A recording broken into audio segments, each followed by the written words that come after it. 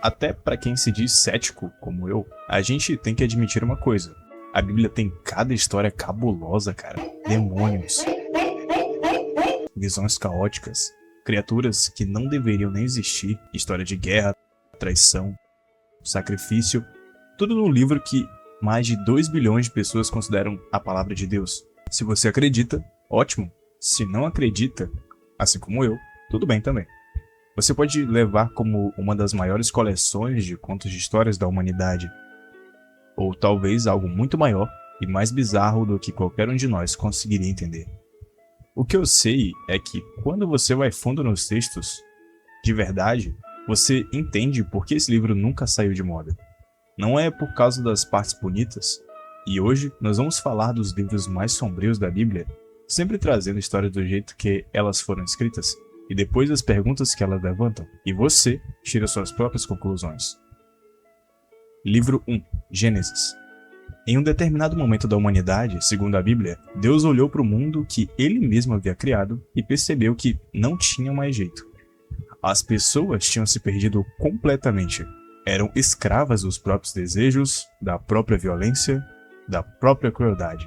Gênesis capítulo 6 descreve assim: E viu o Senhor que era grande a maldade do homem na terra, e que todo o propósito dos pensamentos e de seu coração eram só maus continuamente. A criação tinha saído do controle de um jeito que, na visão divina, não tinha mais conserto. E ele decidiu recomeçar do zero. Mas antes disso, e essa é uma coisa muito importante, ele escolheu um homem, considerado justo no mundo que havia esquecido o que justiça significava. A missão era simples e impossível ao mesmo tempo: construir uma arca enorme, reunir os animais e avisar a todos que o fim estava próximo. E todo mundo o chamava de louco. Imagine só a cena: um homem construindo um barco no meio do nada e dizendo que havia chuva suficiente para cobrir a terra e que ela estava a caminho. Os vizinhos riam e a família provavelmente sentia vergonha, e ele continuava dia após dia. Então, a chuva veio. E quando veio, não parou por 40 dias e 40 noites. As águas subiram até cobrir as montanhas, e tudo que respirava fora da arca morreu. Bom, essa é a história, do jeito que a Bíblia conta e do jeito que foi ensinado por milênios. Mas aí eu fico pensando numa coisa: num mundo inteiro de pessoas com toda a variedade humana que isso implica, será que não existia nenhuma pessoa genuinamente boa que simplesmente não tinha ouvido falar de Noé? Nenhuma criança que ainda não tinha tido a chance de escolher nada? Nenhum senhor de idade isolado numa montanha que nunca fez mal a ninguém? Bom, a Bíblia não chega a responder isso. E curiosamente, muitos teólogos, e até cristãos praticantes, não encaram o dilúvio como um evento literal. Para eles, a história é um símbolo, o símbolo de um pacto entre Deus e a humanidade. A promessa representada pelo arco-íris de que o abandono total nunca mais ocorreria. O que significa que nem dentro da própria fé existe uma resposta única sobre o que de fato aconteceu. E nós seguimos então para o próximo capítulo de Gênesis, que, acredite se quiser, fica muito mais estranho. Sodoma. A história de Sodoma não começa com fogo, mas com clamor. Capítulos antes, o próprio Deus desce para verificar se a maldade daquela planície era tão devastadora quanto o eco que chegava aos céus. É nesse cenário de julgamento iminente que o drama humano se afunila. 2 anjos disfarçados de homens chegam a Sodoma ao anoitecer. Ló, sobrinho de Abraão, e um dos poucos considerados justos naquele local, os avista na porta da cidade. No mundo antigo, a hospitalidade não era apenas uma cortesia, era uma lei sagrada de sobrevivência no deserto. Hospedar um estrangeiro significava empenhar a própria vida pela segurança dele. Ló os insiste a entrar, lava-lhe os pés e prepara um banquete, mas o que parecia um refúgio dura pouco tempo. O relato de Gênesis 19 é cirúrgico e aterrorizante na sua precisão. Cercaram a casa os homens daquela cidade, os homens de Sodoma, desde o moço até o velho, todo o povo de todos os bairros. não era apenas um grupo isolado, era a totalidade de uma cultura corrompida. Eles queriam os visitantes, queriam subjugá-los, violentá-los, demonstrar poder sobre os indefesos. Em outras palavras, eles queriam aplicar a lei. Devia ter uma lei. Pode estuprar. É nesse ponto que a narrativa atinge seu ponto de maior tensão e estranheza. Ló, desesperado para cumprir o dever sagrado de protetor e evitar a quebra da hospitalidade, tenta negociar. Em um ato que ecoa como um soco no estômago do leitor moderno, ele sai, fecha a porta atrás de si e oferece as próprias filhas no lugar dos hóspedes. É o tipo de cena que você lê e precisa parar um segundo. Contudo, o texto bíblico naquele momento não condena Ló por isso. Para a moralidade daquela época, falhar com um hóspede era um crime pior do que sacrificar a própria família. Ló continua sendo o homem justo da história, o contrapondo à perversão da cidade. A intervenção, então, deixa de ser humana. Os anjos puxam Ló para dentro, ferem os homens da densa multidão com cegueira e dão o veredito: a cidade será destruída. O amanhecer traz o cenário apocalíptico, fogo e enxofre caindo do céu, transformando a planície fértil em cinzas. Na fuga desesperada, a ordem era clara: não olhem para trás. Mas a esposa de Ló hesita. Ela olha, talvez por apego ao que deixava, talvez por choque. O texto apenas diz que ela se converteu em uma estátua de sal. O Gênesis não explica os detalhes psicológicos, nem justifica as escolhas morais absurdas de Ló, e não poupa o leitor do choque.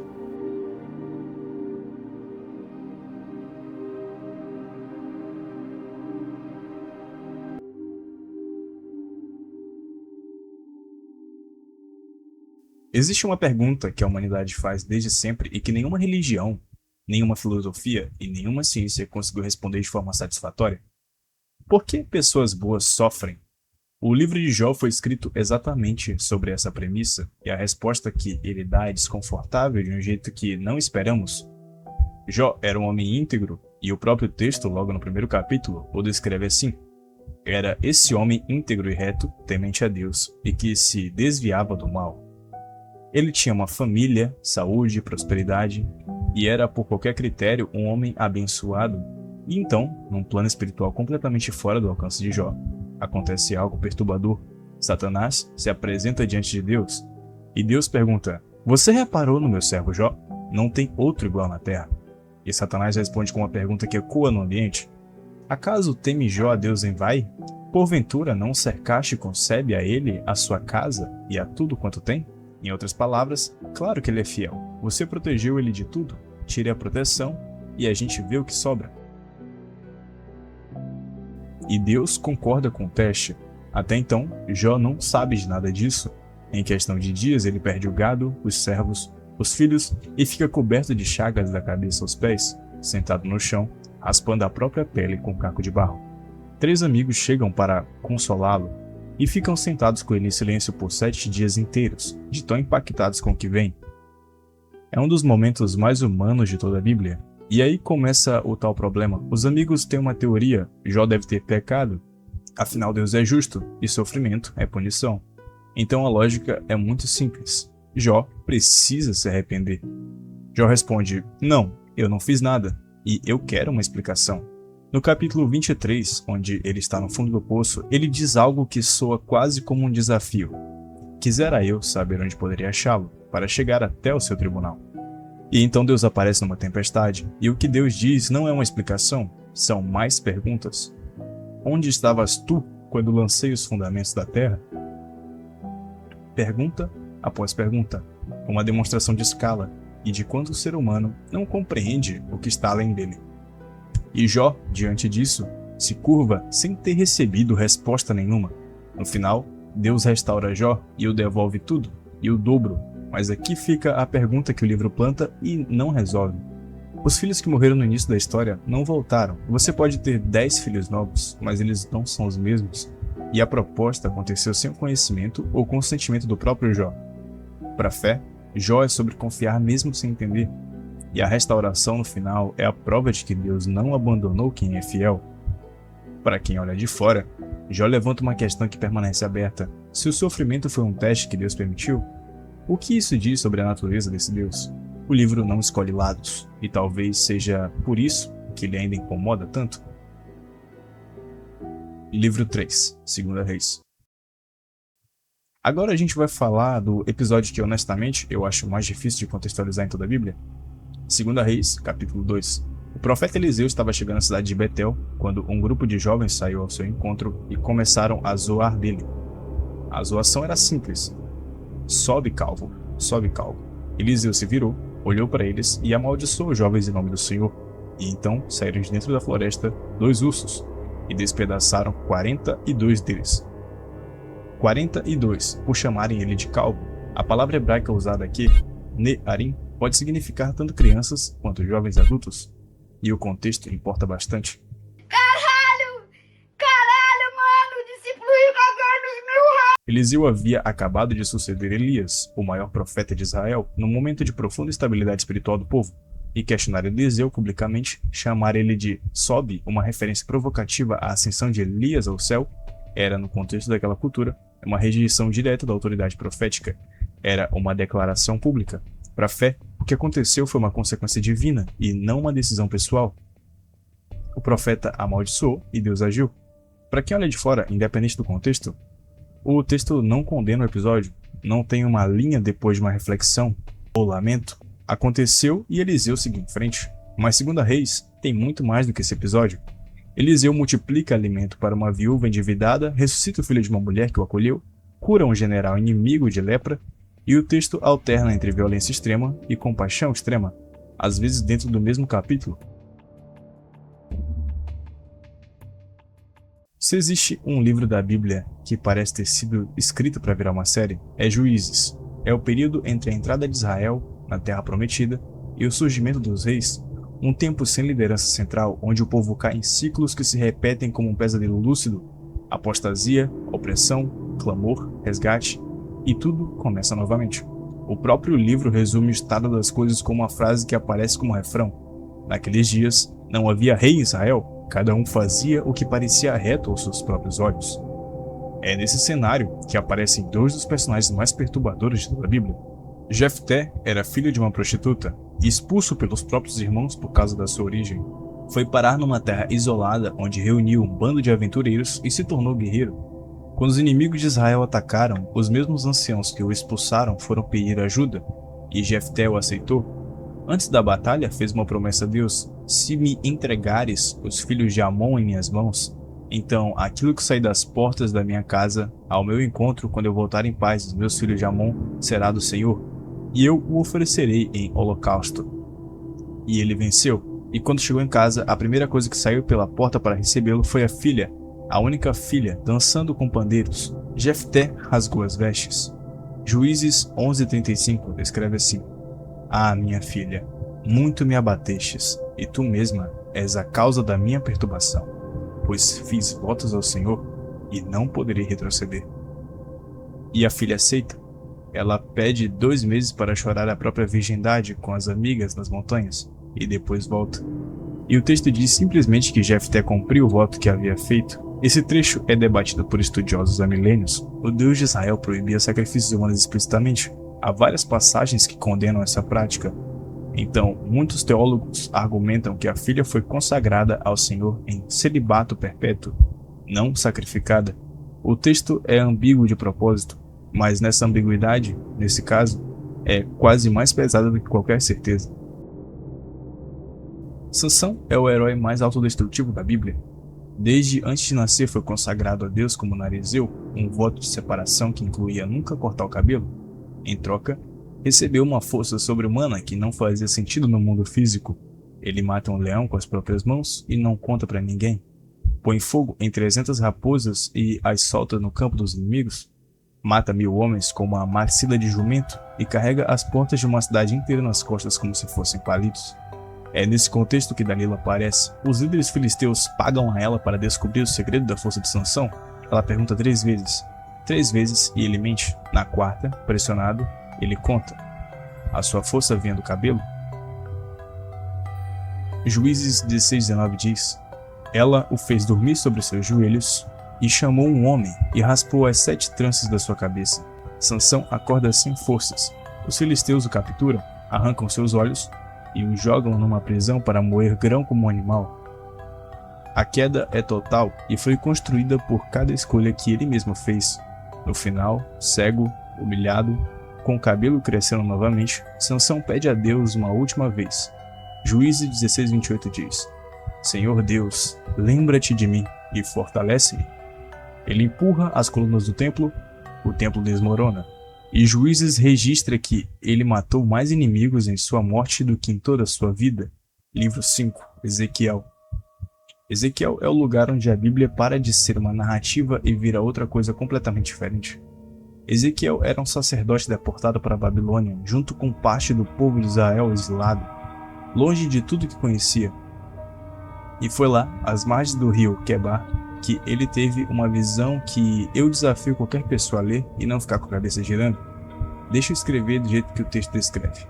Um vento tempestuoso vindo do norte, uma grande nuvem com fogo, no meio do fogo, algo que brilhava como âmbar, 4 seres viventes, cada um com 4 rostos, rosto de homem na frente, rosto de leão à direita, rosto de boi à esquerda e rosto de águia atrás, 4 asas, pernas retas, pés como cascos de bezerro, reluzentes como bronze polido.